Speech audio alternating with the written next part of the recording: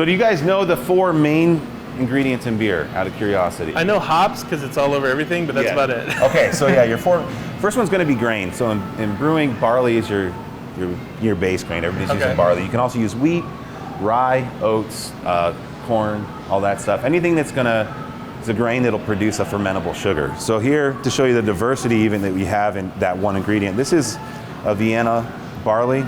Okay. Right there. You use it like in a Vienna lager or an Oktoberfest. It's just a really light barley that hasn't had a lot of time in the roaster, and it hasn't been roasted at high temperatures. Now to contrast that, this is the same thing. This is barley as well that has been roasted till it's pitch black. This is called chocolate malt, and you can look at that. Almost looks like ground coffee. Oh wow. Same ingredient, just a different technique in the process there. And you can eat this stuff. That tastes like grape nut cereal. This tastes like chewing on just coffee beans. Or like a dark, bitter chocolate. But this will be the base of the beer recipe. We'll take these and we'll mill them up. It's our little handmade mill over there, that wood thing. But we crack open the husk, and then we're going to add it into the mash tun. You can actually, we're in the middle of pulling some out right now if you wanted to check that out. Yeah, we mix the barley with water, and this is called the mash. What happens in here, enzymes in the barley convert all the starch into sugar. So that's the main goal we're after here, is we want to get sugar from our barley. So we'll start rinsing it with hot water, transferring that sugary barley water over to the boil kettle, bring it up to a boil, and that's when we'll introduce the next ingredient, which is the hops. So right here, we have mosaic hops. A hop is a flower that grows on a vine. The female vine produces the cone. It's like, almost looks like imagine a green mini asparagus or a pine cone. But this is what gives beer its flavor, its aroma, and its bitterness.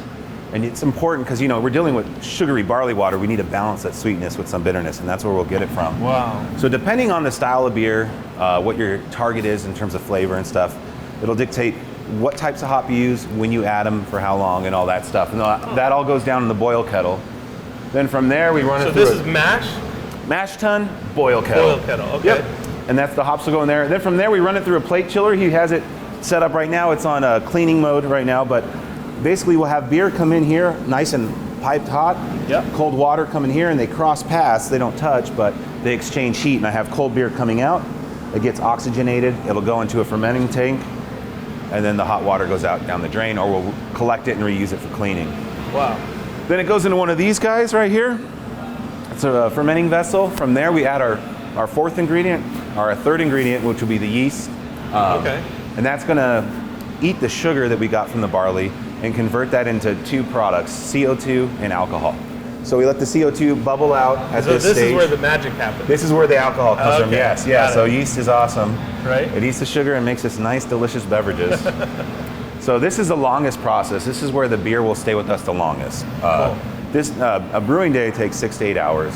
We fill it in here, and this can take 1 to 3 weeks. Wow. It'll stay in here. So during that time, it just depends on the beer, the alcohol level, if we're gonna dry hop it, if we're gonna put fruit in it, a lot of times we'll do it in here. And then when it's all done, we'll chill it down by either rolling it into the walk-in. If it's on one of these big tanks, it's climate controlled.